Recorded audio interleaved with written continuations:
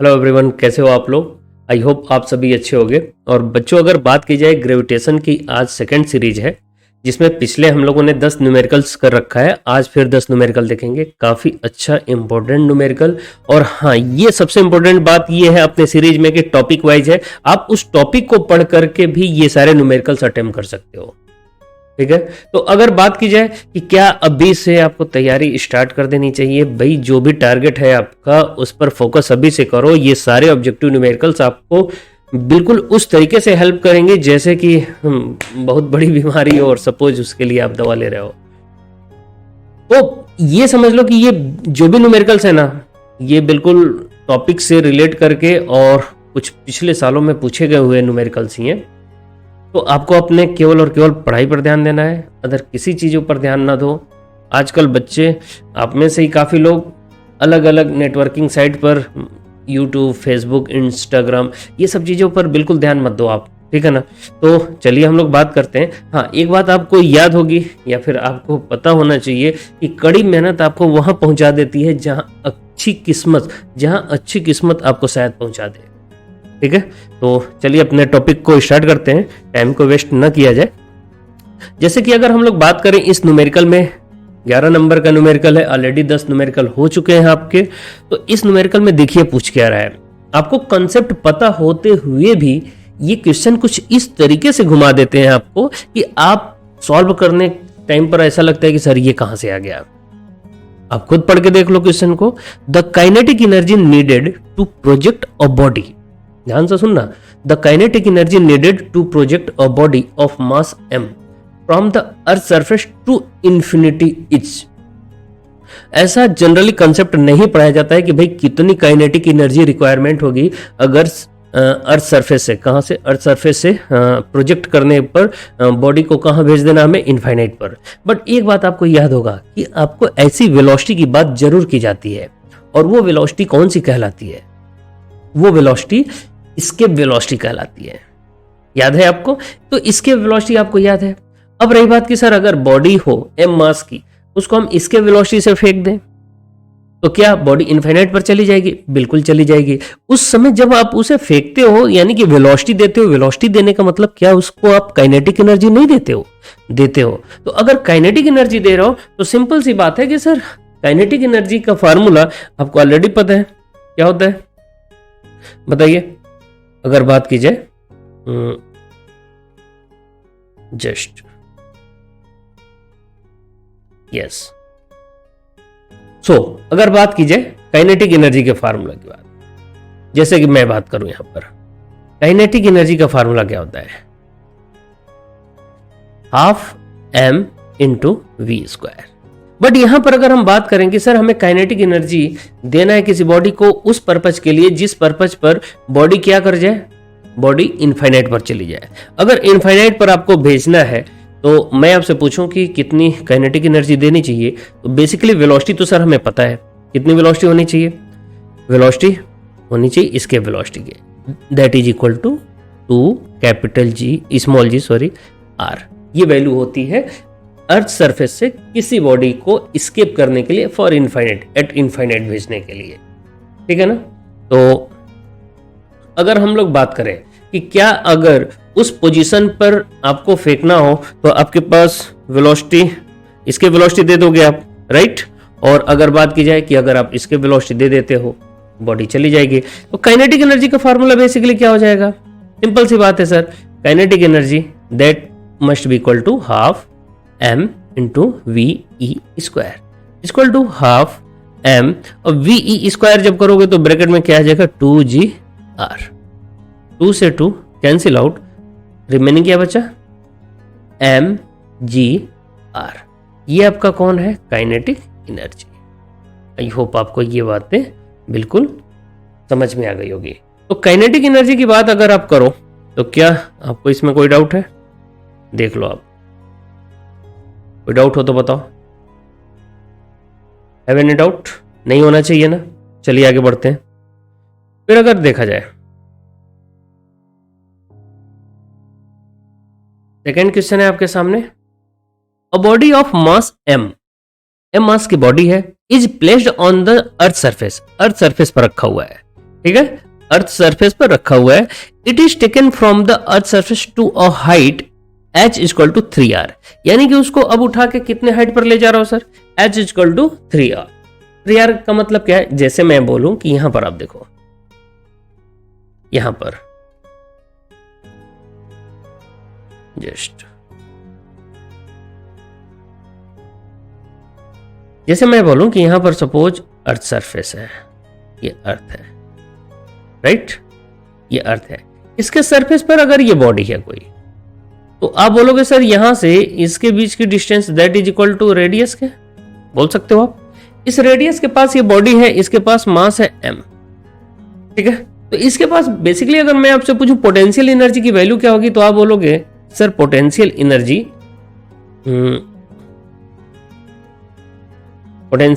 Energy अगर मैं आपसे बोलूं यहां पर पोटेंशियल एनर्जी का फार्मूला क्या होता है आप बताओ, minus capital G capital M small M upon R. R कहां से, सेंटर से उस पॉइंट के बीच की जहां पर बॉडी रखी होती है। मैं आपसे बोलूं कि अभी कहां पर रखी है, आर डिस्टेंस पर, तो पोटेंशियल एनर्जी की वैल्यू क्या हो जाएगी सर, पोटेंशियल एनर्जी की वैल्यू हो जाएगी minus capital G capital M small M upon R. Radius R है, यानी कि बेसिकली डिस्टेंस है सेंटर ऑफ अर्थ से, अर्थ के पृथ्वी के सेंटर से और अर्थ सरफेस के बीच की डिस्टेंस कैपिटल आर है, तो हमने पोटेंशियल एनर्जी लिख दी, no problem.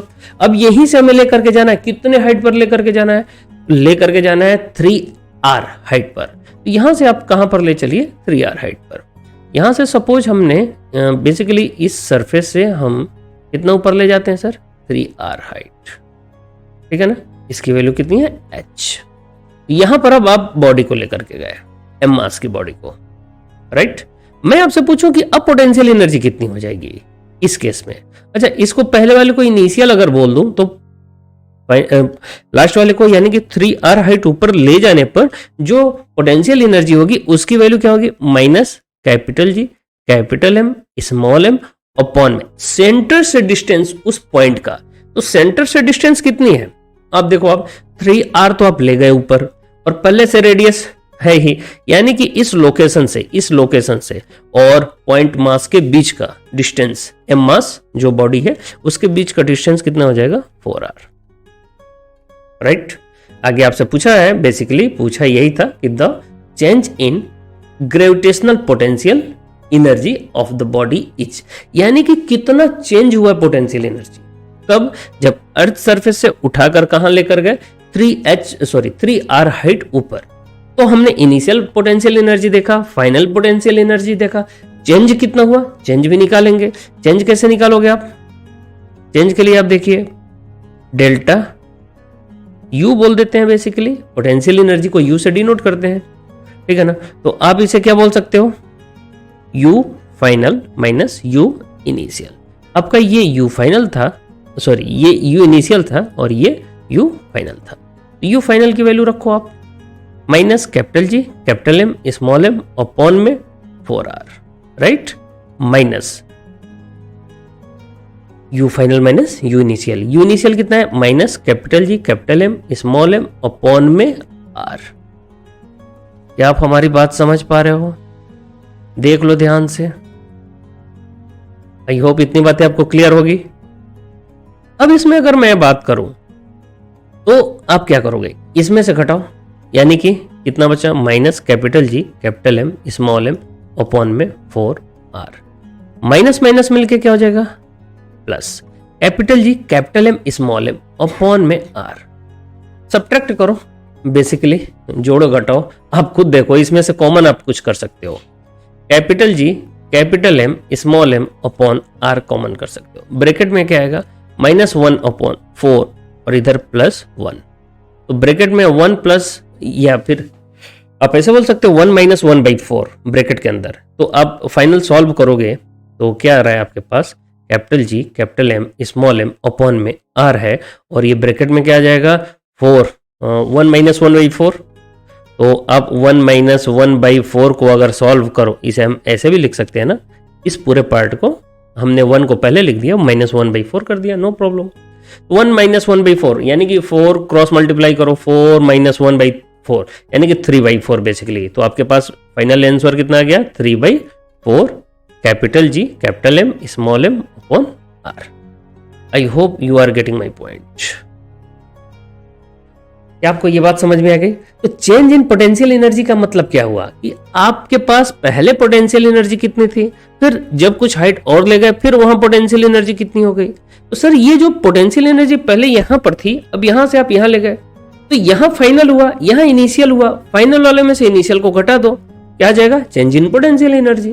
Okay, so next, I hope note कर लिया होगा आपने। आप इसको स्क्रीनशॉट ले लो या फिर नोट कर लो, जैसे भी हो। चलिए नेक्स्ट क्वेश्चन पर चलते हैं। देखो वेट, ये सारे न्यूमेरिकल काफी अच्छे हैं, नोट कर लो आप, और मैं हटाता हूं इनको।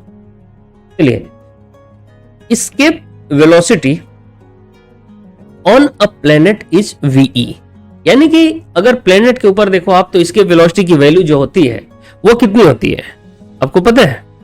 नहीं पता है? इसके वेलोसिटी कितनी होती है VE, बिल्कुल सही बात है। इसके वेलोसिटी को हम किससे डिनोट करते हैं VE से। VE इक्वल टू, शायद आपको पता भी होगा, √2 स्मॉल g कैपिटल R। ये तब होता है जब अर्थ के नियर की बात, सॉरी अर्थ के सरफेस के नियर की बात होती है, नियर द सरफेस ऑफ अर्थ, यानी कि जस्ट पृथ्वी के ऊपरी सतह के पास बात हो रही है। ओके, तो ये फार्मूला होता है if radius of the planet remains same, अगर प्लेनेट की रेडियस सेम रखा जाए, यानी कि जैसे अर्थ है तो अर्थ का रेडियस सेम रखो आप। Okay, and mass becomes 4 times, mass को क्या कर दिया गया 4 टाइम्स कर दिया गया। ओ सेट द इसके वेलोसिटी बिकम्स, तो क्या हमें ये फार्मूला यूज करना चाहिए? सोचो आप खुद बताओ। इसके पहले आपके पास एक और फार्मूला होता है इसके वेलोसिटी का, पता है?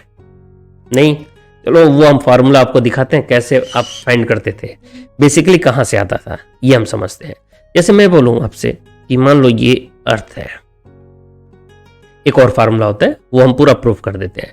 मान लो ये अर्थ है, तो इसके अर्थ सरफेस पर कोई बॉडी है स्मॉल एम, ये कौन है अर्थ है तो कैपिटल एम, इनका रेडियस कितनी है R है। Okay sir, no problem. अब इस बॉडी को आप वेलोसिटी देते हो ना, इसके वेलोसिटी VE, तभी तो ये बॉडी जाएगा इनफाइनाइट पर, और ये वही वेलोसिटी है जिससे कि बॉडी वापस ना आ पाए, यानी कि इनफाइनाइट पर चला जाए, जहां पर ग्रेविटेशनल पुल क्या हो जाए, गुरुत्वाकर्षण आकर्षण बेसिकली क्या हो जाए, खत्म। तो आप बेसिकली देखो, आप अगर मैं आपसे पूछूं कि इस पॉइंट को फर्स्ट मान लो और ये आप मान लो कि इनफाइनाइट है, यहां पर आप क्या मान लो सेकंड, तो मैं आपसे बोलूं कि इनिशियली फर्स्ट पॉइंट पर जो टोटल एनर्जी होगा वही टोटल एनर्जी इनफाइनाइट के पर भी होगा, और वो दोनों एनर्जी आपस में इक्वल होंगे, बिकॉज कंजर्वेटिव फोर्स के अगेंस्ट में वर्क हो रहा है इस बॉडी को फेंकने के बाद, ठीक है ना? तो आप क्या बोलोगे कि सिर्फ energy at a by conservation of energy, by conservation of energy, energy conservation use करेंगे हम लोग। तो हम क्या बोलेंगे U initial equal to U final, यानी कि ऊर्जा के संरक्षण का नियम, U initial equal to U final. तो मैं बोलूं जब 1 पॉइंट पर था तो इसके पास कौन कौन सी एनर्जी थी? पहली बात पोटेंशियल एनर्जी होगा, ये sir minus capital G capital M small m upon R, right? और प्लस क्या काइनेटिक एनर्जी नहीं होगा? काइनेटिक भी होगा। क्यों होगा सर? बिकॉज आपने वेलोसिटी दी है, तो जब वेलोसिटी दोगे तो उसके पास हाफ mv² आएगा, तो लिखते हैं हाफ mv। अच्छा, इस वेलोसिटी को VE², v की जगह हमने VE मान लिया, क्यों? क्योंकि सर वो हम वेलोसिटी मानते हैं कि इसके वेलोसिटी था, राइट? अब बात करते हैं सेकंड पॉइंट पे, तो ये एनर्जी बराबर जस्ट होना चाहिए फाइनल, यानी कि इनफाइनाइट पर। इनफाइनाइट पर जाने के बाद उसकी वेलोसिटी क्या हो जाती है 0, तो काइनेटिक एनर्जी तो 0 हो गई सर। क्या पोटेंशियल एनर्जी इनफाइनाइट पर होगा? सर इनफाइनाइट पर पोटेंशियल एनर्जी भी हम 0 मानते हैं, बिकॉज कोई ग्रेविटेशनल पुल होता ही नहीं है, तो इनफाइनाइट पर सब कुछ 0 हम ले लेते हैं, ठीक है ना? इसको भी 0 कर दिया। अब इन दोनों इक्वेशन यानी कि -g capital M small m upon R equal to उधर जाएगा तो प्लस हो जाएगा ना, इक्वल टू के दूसरे साइड, तो प्लस कर लो। आप इस मास से मास को कैंसिल कर सकते हो, स्मॉल m को, फिर क्या लिख सकते हो capital G capital M by capital R equal to V e square divided by 2। 2 को क्रॉस मल्टीप्लाई कर लो, 2 capital G capital M divided by R must be equal to v e square. Square अगर इधर लाओगे तो क्या आ जाएगा, root. आई hope इतनी बातें आपको समझ में आ गई। इसी इक्वेशन में, इसी जस्ट इक्वेशन में हम लोग ये बोलते हैं कि सर एक और रिलेशन आपको पता है होगा, small g equal to capital G capital M upon R square, ये भी पता होगा आपको। तो इस आर स्क्वायर को क्रॉस कर लो तो G R square equal to capital G capital M. अब जी आर स्क्वायर को इस जीएम के जगह पे रख दो, इस जीएम के जगह पर, तो देखो आपके पास क्या मिलता है, वी ई इक्वल टू क्या मिलेगा, रूट के अंदर 2 जी आर स्क्वायर अपॉन आर, एक आर से एक आर कैंसिल, क्या बचा, रूट के अंदर 2 जी आर। यानी कि ये बेसिकली इसके वेलोसिटी था और यही तो हम लोगों ने यहां पर लिखा है रूट 2 जी आर।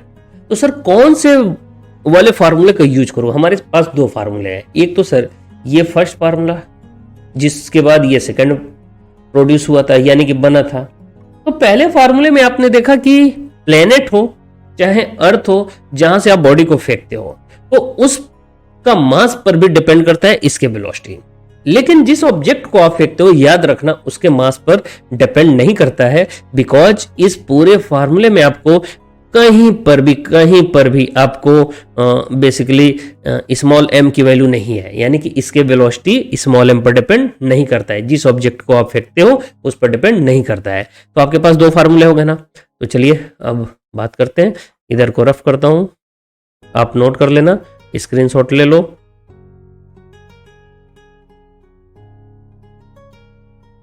चलो अब थोड़ी सी बात करते हैं, अब सीधे सीधे फर्स्ट फार्मूला यूज करते हैं हम लोग। ओके, फर्स्ट फार्मूला यूज करते हैं।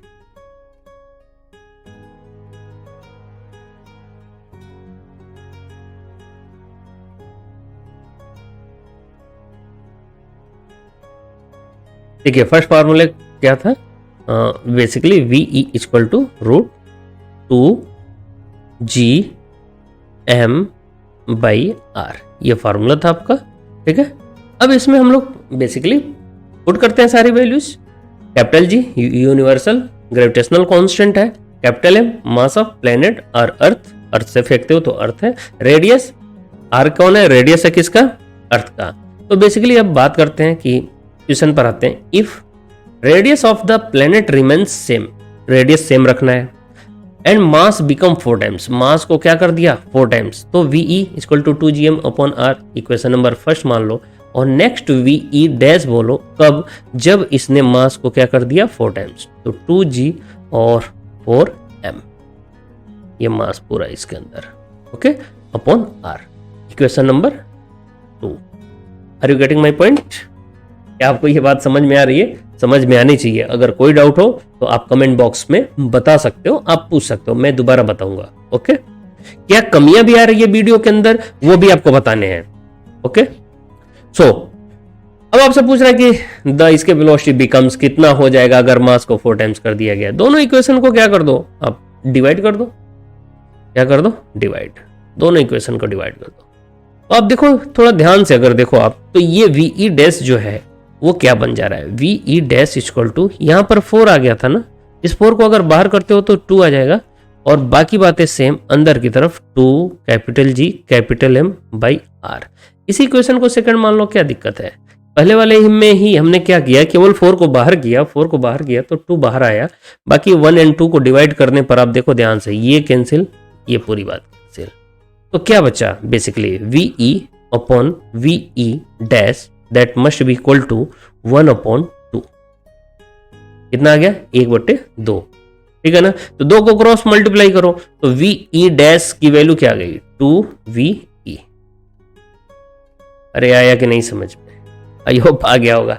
ठीक है, अगर आ गया हो, अच्छे से समझ में आया तो भी कमेंट आपको करना है, लाइक जरूर करना है, सब्सक्राइब भी करना है, दोस्तों को भी बताना है जो इस लेवल की तैयारी करते हो, जो फाउंडेशन में हो, आपके साथ हो, अच्छे किसी कोचिंग में करते हो, उनसे भी बताना है, शेयर करना है। ठीक है, आप लोग शेयर नहीं करते हो, हमें पता है, ये गलत बात है, इतना तो बनता है। ठीक है, ओके, सो ऑप्शन कौन सा करेक्ट हुआ? Second option. चलिए नेक्स्ट बात करते हैं, नेक्स्ट न्यूमेरिकल। अगर यहां पर देखा जाए, नेक्स्ट विल बी 40 नंबर का न्यूमेरिकल। ये भी थोड़ा सा कंसेप्ट है, अच्छा कंसेप्ट है, देखिए और बताइए। How many times the escape velocity v e of orbital velocity v o for a satellite revolving near earth. यानी कि अर्थ के पास में अगर हम इसके वेलोसिटी की बात करें तो बेसिकली इसके वेलोसिटी की वैल्यू कितनी होती थी? अभी अभी आपने बताया v e equal to sir √2gr, equation number first. Okay, orbital velocity की वैल्यू आपको पता होना चाहिए। ऑर्बिटल वेलोसिटी की वैल्यू होती है near the surface of earth, v o equal to √gr, equation number second. Okay, अब आपसे पूछा है how many times is escape velocity, comma, ध्यान से क्वेश्चन को आपको सही से पढ़ना है। अगर आपने क्वेश्चन गलत पढ़ा ना तो क्वेश्चन आप सॉल्व गलत कर लोगे, यानी कि सॉल्यूशन बेसिकली गलत कर दोगे आप। तो क्वेश्चन को आपको 2 बार पढ़ना होता है कम से कम, ताकि क्वेश्चन समझ में पूछ क्या रहा है। आपसे पूछा है how many times is escape velocity v e of orbital velocity v o, यानी कि एस्केप वेलोसिटी जो है वो वीओ ऑर्बिटल वेलोसिटी के कितने टाइम्स है for a satellite revolving near अर्थ। दोनों का इक्वेशन हमें मिल गया, पता है, याद होना चाहिए। अगर आप याद नहीं रखोगे तो कौन याद रखेगा? नहीं याद होता है, कंसेप्ट याद रखो, कंसेप्ट से भी काम चल जाते हैं। ठीक है, चलिए तो अगर हम बात करें इन दोनों इक्वेशन को डिवाइड कर दो आप। बेसिकली सर ये डिवाइड बार बार क्यों करते हो आप? बिकॉज हमें कुछ चीजें सिमिलरिटी मिलती हैं और हमें रिलेशन किसके किसके बीच में फाइंड करना है, वीई एंड वीओ। तो वीई एंड वीओ को हमने डिवाइड कर दिया, तो वीई इक्वल टू, देखिए ध्यान से, अपॉन वीओ कर लो, इक्वल टू क्या आया था, इसको यहां से हटाओ, यहां इक्वल टू कर देता हूं, कोई प्रॉब्लम नहीं है। ऊपर देखो √2 को अगर बाहर कर दिया जाए, √2 इंटू √gr, अपॉन में कौन था, √gr। ओके, √gr से √gr कैंसिल, तो क्या बचा, v e upon v o equal to √2। I hope इतनी बातें आपको समझ में आ गई होगी। अगर ये मैं पूछूं कि क्या यहां से आप रिलेशन फाइंड कर सकते हो, तो क्या v e equal to cross multiply करो आप, और क्रॉस मल्टीप्लाई अगर आप कर रहे होगे ना तो आपको पता चल रहा होगा v e equal to √2vo। I hope इतनी बातें आपको 100% क्लियर है। क्लियर है ना? चलो बताओ कौन सा होगा option first, second will be wrong, third also wrong, fourth also. √2 times है ना किसके, वीओ के। तो नेक्स्ट क्वेश्चन,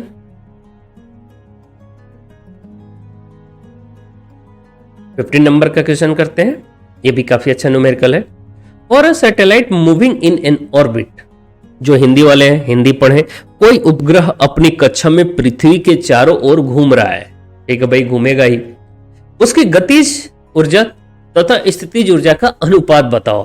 तो क्या आपको पता होना चाहिए गतिज ऊर्जा और स्थितिज ऊर्जा की वैल्यू। गतिज ऊर्जा की वैल्यू जो हम बात करते हैं, kinetic energy. Kinetic energy basically positive में होता है और वो कितना होता है, हाफ। जल्दी जल्दी बताओ, mv² तो बोलते ही थे आप बेसिकली, लेकिन इसकी वैल्यू होती है half capital G capital M small m upon capital R, equation number first. आपसे क्या पूछा है, the ratio of kinetic energy to potential energy. अब पोटेंशियल एनर्जी की बात कर लो, तो पोटेंशियल एनर्जी आपको पता है क्या होता है, माइनस में होता है, capital G capital M small m upon R। ठीक है, तो आई होप इतनी बातें आपको क्लियर होगा। कोई डाउट नहीं है ना? कोई डाउट नहीं होना चाहिए। तो मैं आपसे बोलूं कि इसको इक्वेशन नंबर सेकंड बोल दूं क्या? बोल दो सर, क्या दिक्कत है। चलो अब दोनों का रेशियो फाइंड करना है तो दोनों से डिवाइड कर देते हैं सर, दोनों साइड। अच्छा एक बात और, क्या सर हमें यहां निगेटिव लेना चाहिए? बेटा निगेटिव जो है वो आपको ये बताता है कि एनर्जी का लॉस है या गेन है, ये किन बातों पर डिपेंड करता है बेसिकली निगेटिव। ठीक है ना? तो यहां पर आपको निगेटिव लेने की जरूरत नहीं है। बेसिकली आपसे रेशियो पूछा है, आपको ऑप्शन में भी कहीं पर में निगेटिव वैल्यूज नहीं गिवन है। ओके, तो डिवाइड करो, अब देखो capital G capital M small m इसमें भी है, capital G capital M small m इसमें भी है। अच्छा यहाँ रेडियस है और यहाँ भी रेडियस है, बिल्कुल सर। तो आपके पास बेसिकली क्या बच रहा है, kinetic energy upon potential energy must be equal to 1/2।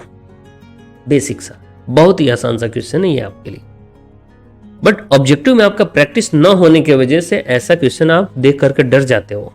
ऐसा नहीं होना है अपने को। Okay, so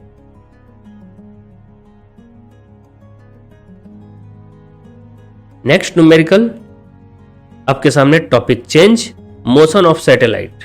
motion of satellite यानी कि हम सैटेलाइट के मोशन की बात करेंगे और इस टॉपिक में हम देखेंगे और भी सारे क्वेश्चंस। ऑप्शन आपको नीचे दिख जाएगा, हिंदी वाले अपना पढ़ें, बट ऑप्शन तो सेम है ना, तो हिंदी आपको न्यूमेरिकल पढ़ने से मतलब है। Okay, so an earth satellite of mass m revolves in a circular orbit at a height h from the surface of the earth। Earth surface है, मान लो ये अर्थ सरफेस से h हाइट ऊपर, कितना हाइट, h हाइट ऊपर कोई कौन है, सैटेलाइट है, वो रिवॉल्व कर रहा है। इस तरीके से रिवॉल्व कर रहा होगा। ओके, हैव एनी डाउट, नहीं होना चाहिए। रिवॉल्व कर रहा है, बेसिकली सर्कुलर पाथ पे रिवॉल्व कर रहा है। An earth satellite of mass m revolves in a circular orbit at a height h from the surface of the earth r is basically r is the radius of the earth and small g is the acceleration due to gravity at the surface of the earth। Okay, सारी बातें आपको clear है, यानी कि radius कितना दे रखा है आपको, रेडियस दे रखा है, रेडियस आपको दे रखा है r, डोंट वरी। इसके पास वेलोसिटी कौन सी होगी, ऑर्बिटल वेलोसिटी वीओ बोल सकते हो आप। मैं आपसे पूछूं, अच्छा आगे इसी में पूछा है, the velocity of the satellite in the orbit is given by, यानी कि इस वीओ की वैल्यू पूछ रहा है। ये जे मेंस टाइप के एंट्रेंस एग्जाम में पिछले कुछ सालों में पूछा जा चुका है, जिसे पहले AI EEE बोलते थे। तो बेसिकली अगर इस क्वेश्चन में देखा जाए तो इसके पास कौन कौन सी एनर्जी है, तो आप बोलोगे सर इसके पास काइनेटिक एनर्जी है। यस, काइनेटिक एनर्जी भी है इसके पास, बिकॉज वीओ है। वीओ कौन है, ऑर्बिटल वेलोसिटी, ठीक है, ऑर्बिटल वेलोसिटी है। यस सर, बिल्कुल है। अब रही बात कि सर ऑर्बिटल वेलोसिटी होने से क्या फायदा है, ऑर्बिटल वेलोसिटी होने से फायदा ये है कि ये जो वेलोसिटी है ना सर, ये एक सर्कुलर ऑर्बिट में रिवॉल्व करने के लिए ही होती है, और ये वेलोसिटी बेसिकली सेंट्रिपिटल फोर्स, आपको पता होना चाहिए सेंट्रिपिटल फोर्स जो होता है वही इस बॉडी को क्या करता है, रिवॉल्व कराने के लिए, यानी कि सेंट्रिपिटल फोर्स का काम करता है, और ये वही फोर्स इस वेलोसिटी को देता है। जैसे कि मैं बोलूं कि सेंट्रिपिटल फोर्स की वैल्यू इस केस के लिए बोला जाए तो Fc = mv² by radius centre से r + h। मैं आपसे पूछूं सर अगर कोई बॉडी अर्थ के चारों तरफ रिवॉल्व कर रहा है तो क्या अर्थ उसको अपने सेंटर की तरफ खींच रहा है? यस, बिल्कुल खींच रहा है। वही फोर्स, सेंट्रिपिटल फोर्स मिल रहा है बेसिकली बॉडी को। दे कौन रहा है, ये बात ध्यान देने वाली है। उसको दे कौन रहा है, तो देने वाला कौन है, gravitational force. Gravitational force according to Newton's law. तो क्या होता है, capital G capital M small M upon r + h का होल स्क्वायर। आपको V0 चाहिए था, मिलेगा। एक m से एक m कैंसिल, r + h से एक r + h कैंसिल हो गया, बचा कौन, V0 = gm/r + h। ओके, यहाँ स्क्वायर है। मैं आपसे बोलूंगी सर V0 की वैल्यू क्या हो जाएगी, तो रूट के अंदर capital G capital M upon r + h। लेकिन आपको ऑप्शन नहीं मैच कर रहा होगा। अब देख लो, कहीं पर भी कैपिटल जी कैपिटल एम के टर्म में नहीं दिया है, तो फिर क्या करूं, स्मॉल जी कैपिटल आर के टर्म में दिया है, निकालेंगे अपन। आपको पता है small g = capital G capital M upon r² होता है। इस r² को क्रॉस करो, gr² = capital G capital M. ये वैल्यू उठा करके पुट कर दो। gm की वैल्यू क्या पुट कर सकते हो आप, यहां से देखो ये पॉइंट, यहां gr² रूट के अंदर, और अभी नीचे कोई और भी है सर, r + h, ये भी है। तो आपके पास फाइनल वैल्यू वी नॉट की ये आ गई, ये वी नॉट की वैल्यू रूट के अंदर G R square upon R plus H. क्या आपको ऑप्शन में मिल रहा है? यस सर, पहला ऑप्शन, इसमें रूट नहीं है सर, इसलिए गलत, ये गलत, बिल्कुल गलत, ये भी गलत सर, इसमें रूट है और ये G R square upon R plus H will be correct. बहुत ही अच्छा सा न्यूमेरिकल है ये। इसमें आपको कंसेप्ट पता होना चाहिए कि बेसिकली ऑर्बिटल वेलोसिटी मिलती तो है किसके वजह से, सेंट्रिपिटल फोर्स जो था वो सेंट्रिपिटल फोर्स बेसिकली सर्कल में रिवॉल्व कराने के लिए रिस्पॉन्सिबल होता है और वो जो वेलोसिटी होती है दैट में बी कांस्टेंट। उसके डायरेक्शन को चेंज करने वाला कौन है, यानी कि इस सर्कुलर पाथ पे बनाने वाला कौन है, बनाए रखने वाला कौन है, सर्कुलर ऑर्बिट में जो कॉन्टिन्यूअस उसको रोटेट करा रहा है वो कौन है, that is gravitational force, Newton's laws of gravitation के according F equal to capital G capital M small M upon R square. ये फार्मूला पढ़ा था ना, दो बॉडी के बीच में बेसिकली फोर्स लगता है, राइट। सो नेक्स्ट अगर बात की जाए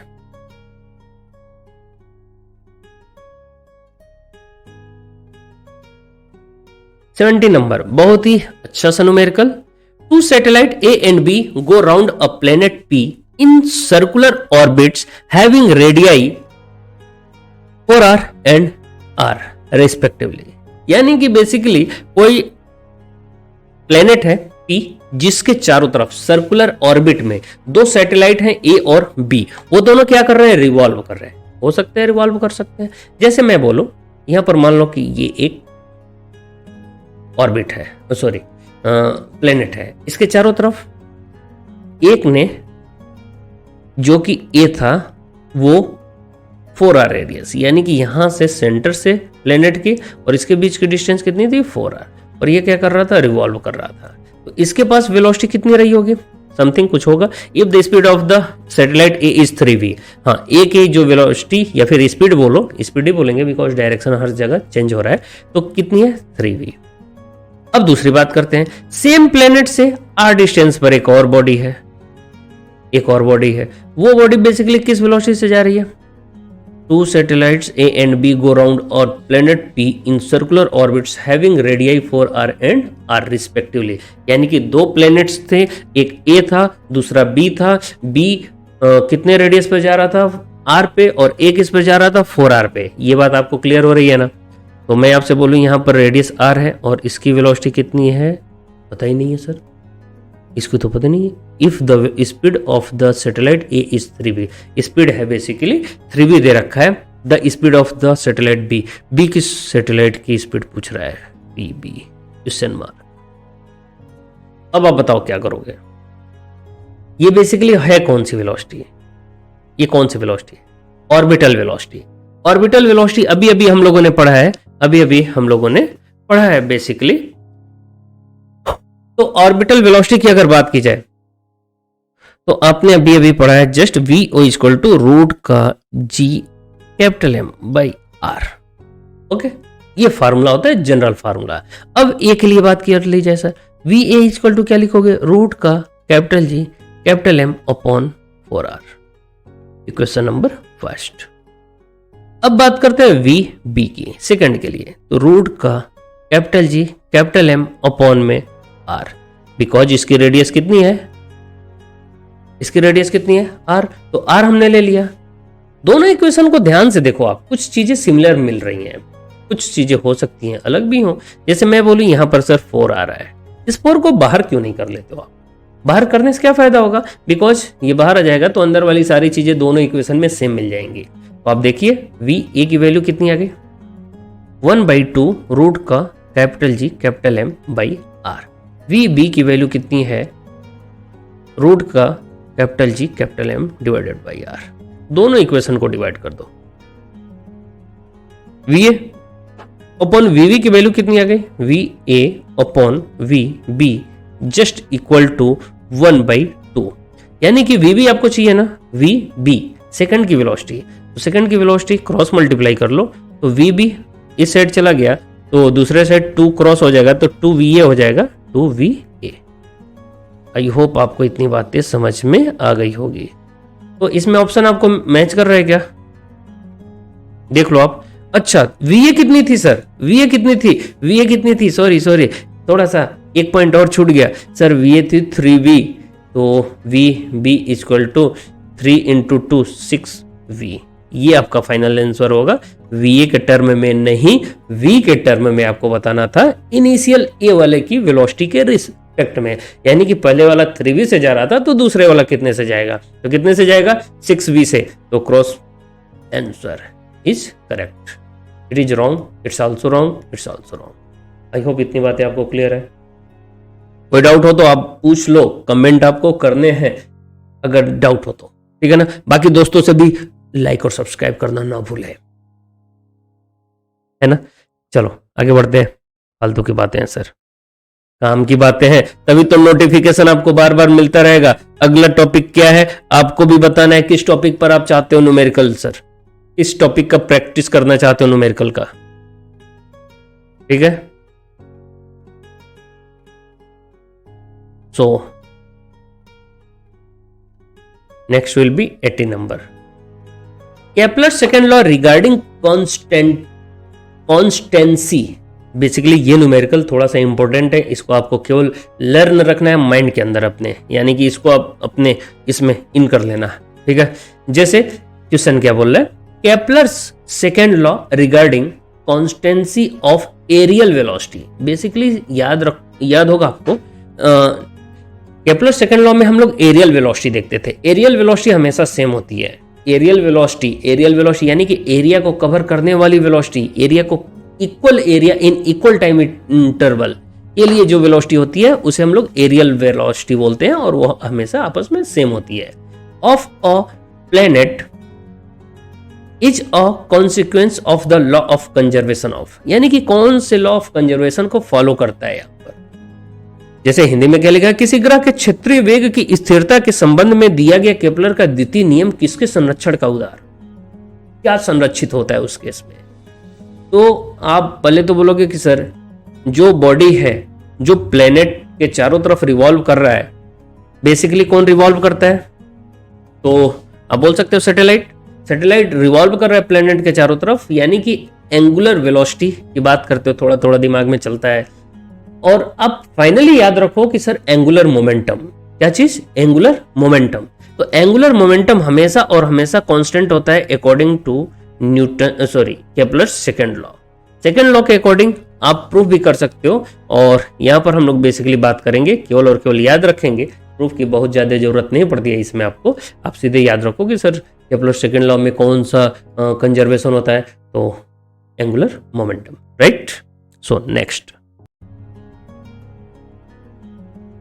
चलिए तो बात करते हैं अपन 90 नंबर क्वेश्चन में। इस क्वेश्चन में आपको देखने को मिल रहा है the earth revolves around the sun in 1 year, यानी कि अर्थ सन के चारों ओर एक साल में एक चक्कर पूरा करता है। Okay, if the distance between them becomes double, अगर उनके बीच का डिस्टेंस डबल कर दी जाए, किसके बीच का डिस्टेंस, तो सन के बीच का और अर्थ के बीच का डिस्टेंस को डबल कर दी जाए। डबल करते हैं, देखते हैं। अगर मान लो यहां पर मान लो आपकी सन है, ओके, और इस सन को अगर आप ध्यान से देखो तो इस सन के चारों ओर आपको क्या देखना होगा, अर्थ को। तो यहां पर हमने अर्थ मान लिया। अगर इनके बीच का डिस्टेंस कुछ समथिंग आर होता है, अगर समथिंग कुछ आर होता है, तो फिर क्या होगा, यहां पर टाइम पीरियड जो होता है, टाइम पीरियड वो T square directly proportional R cube के होता है। आई होप आपको पहले से पता है। तो मैं आपसे पूछूं, नेक्स्ट टाइम पीरियड है, यस, रेडियस है आर क्यूब होता है according to Kepler's third law. मैं आपसे पूछूं कि सर थर्ड लॉ के अकॉर्डिंग तो ठीक है, लेकिन अब इस क्वेश्चन में आपसे क्या बोला है, if the distance between them becomes double, अगर डिस्टेंस को क्या कर दो, डबल कर दो। डिस्टेंस को क्या करना है, डबल। तो अगर रेडियस डबल करते हो तो टाइम पीरियड सर चेंज हो जाएगा। मैं बोलूं कि सर इस इक्वेशन के वजह से, इस इक्वेशन के हेल्प से आप और कोई फार्मूला बना सकते हो। Yes, T1 square upon T2 square must be equal to R1 cube upon R2 cube. ये जो ऊपर वाला इक्वेशन आप देख रहे हो ना, इस इक्वेशन के हेल्प से आप किसी दो टाइम पीरियड को दो रेडियस के साथ कंपेयर कर सकते हो, ठीक है। तो मैं आपसे बोलूं पहले केस में, यानी कि टाइम पीरियड कितना था, 1 ईयर, तो 1 ईयर लिख लिया, 1 ईयर का स्क्वायर अपॉन T2 का स्क्वायर कर दिया equal to R1 cube, R का क्यूब का मतलब ये डिस्टेंस पहले जो इनिशियल था उसका क्यूब, और फाइनली यानी कि जब सेकंड केस पूछ रहा है तो उसमें बोला कि रेडियस को कितना टाइम्स करना है, इनके बीच की दूरी को 2 गुना करना है, तो 2R का होल क्यूब।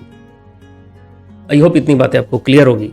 मैं आपसे बोलूं कि 1 upon T2 square, no problem, equal to R cube upon 2 into 2 into 2 का क्यूब और R का भी क्यूब, तो 2 का क्यूब कितना हो जाता है 8 R क्यूब, R क्यूब से R क्यूब कैंसिल, बचा कौन T2 square equal to cross multiply करो 8, क्रॉस मल्टीप्लाई करो इसको ऊपर ये इधर, तो मैं आपसे पूछूं T2 इक्वल टू क्या हो गया 2√2 ईयर। क्या ये बात सही है? 100% सही है सर। T2 की वैल्यू कितनी आ जाएगी? T2 की वैल्यू कितनी आ गई 2√2 ईयर। T2 कौन है? टाइम पीरियड, कब? परिक्रमण काल बोल सकते हो आप, जब रेडियस 2 गुना कर दी गई। ओके, सो नेक्स्ट,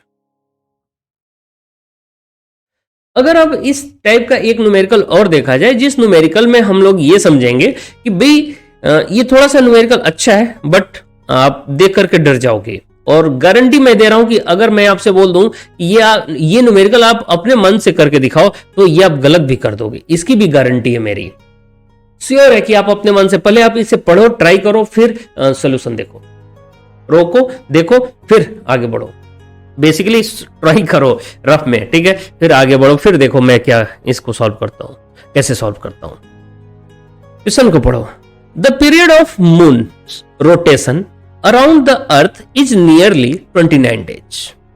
कितना डेज है? 29 डेज, यानी कि 29 डेज में 1 चक्कर कंप्लीट कर लेता है कौन? मून। अगर ये मून देखा जाए कि 29 डेज में 1 चक्कर, अकॉर्डिंग टू योर क्वेश्चन हो सकता है। If the moon's mass were 2-fold, यानी कि अगर मून का मास 2 गुना कर दी जाए, यानी कि सैटेलाइट का मास, जो सैटेलाइट रिवॉल्व कर रही थी प्लेनेट के चारों ओर, उसका मास 2 गुना कर दी जाए, its present value and all other things remained unchanged, और बाकी सारी चीजें सेम रखी जाए। यानी कि क्वेश्चन में बोला क्या जा रहा है, यहां पर सपोज एक प्लेनेट है, प्लेनेट में बी सन, में बी अर्थ, में बी एनीथिंग, इसके चारों ओर कोई भी सैटेलाइट रिवॉल्व अगर कर रहा हो, ठीक है, इसका मास m हो, इसका मास कैपिटल M होता है, इसका रेडियस r बोल दो, इसकी हाइट h बोल दो, नो प्रॉब्लम, हम जनरल सी एक बात कर रहा हूं। ओके, तो आपने देखा होगा, याद करो, अगर आपको अगर ऑर्बिटल वेलोसिटी की बात की जाए तो ऑर्बिटल वेलोसिटी केवल और केवल किन किन बातों पर डिपेंड करता था, जो चारों तरफ रिवॉल्व करता है, रूट का, बताओ कितना होता है? GM upon R, root GM upon R। मैं आपसे पूछूं कि रूट GM अपॉन R होता है सर, ठीक है, क्या ये जो वेलोसिटी है ये चेंज कब होगी? क्या खुद का मास अगर बढ़ा दें तो वेलोसिटी चेंज हो जाएगी? नहीं, कहीं पर भी इस फार्मूले में स्मॉल m की बात नहीं की जाती है। ये वेलोसिटी कभी चेंज नहीं होगी, और वेलोसिटी अगर चेंज नहीं होगी तो टाइम पीरियड चेंज नहीं होगा। इस क्वेश्चन का यही रूल है basically. If moon's mass were 2-fold, यानी कि मून का मास 2 गुना कर दी जाए तो क्या चेंज हो जाएगा? आप बोलोगे सर मास सैटेलाइट का चेंज करने से कोई चेंजेस नहीं होगा। अगर प्लेनेट का मास चेंज कर दोगे आप तो फिर सैटेलाइट का रिवॉल्यूशन चेंज हो जाएगा, रिवॉल्यूशन चेंज हो जाएगा तो टाइम पीरियड भी चेंज हो जाएगा। आगे पढ़ते हैं। It's present value all other things remained unchanged. The period of moon's rotation would be nearly, क्या बदल जाएगा? नहीं बदलेगा, बिकॉज आपने सैटेलाइट का मास को चेंज किया है सर, आपने प्लेनेट के मास को चेंज नहीं किया है, यानी कि अर्थ का मास चेंज नहीं किया है, मून का मास चेंज किया है, और मून के मास पर उसकी वेलोसिटी डिपेंड नहीं करती है, बेसिकली ऑर्बिटल वेलोसिटी, जिस वेलोसिटी से वो रिवॉल्व कर रहा है। ओके, तो इस पूरे क्वेश्चन में आपको क्या टाइम पीरियड चेंज हो जाएगा? नहीं, यानी कि घूर्णन काल बदलेगा नहीं, तो फिर हमारा डेज विल बी 29 डेज। तो बच्चों आज का टॉपिक बेसिकली 10 क्वेश्चन था और 10 न्यूमेरिकल काफी इंपॉर्टेंट थे। इन न्यूमेरिकल्स को आपको कॉपी के अंदर नोट करना है। इस टाइप के न्यूमेरिकल प्रैक्टिस करो, आप किसी भी लास्ट ईयर के न्यूमेरिकल्स को आप सॉल्व कर सकते हो। ओके, आप सॉल्व करोगे तो आपको ऐसा लगेगा कि सारे न्यूमेरिकल्स इन सारे कंसेप्ट्स पर है जो हम लोग ऑलरेडी पढ़ रखे हैं। ठीक है, तो आज के लिए बस इतना है। All the best, goodbye. हाँ, चैनल को सब्सक्राइब और लाइक करना ना भूलना। ठीक है।